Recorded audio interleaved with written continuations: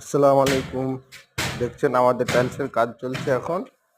এই তো হেল্পার আমার মিস্ত্রি মশলা কাটছে। আমরা আশা করি বা মনে করি যে টাইলসের কাজ অনেক ভালো, দেখতে ভালো, কিন্তু দেখতে পাচ্ছেন অনেক কষ্ট রে ভাই। এই যে দেখেন অনেক কষ্টতে আমাদের কাজ হচ্ছে।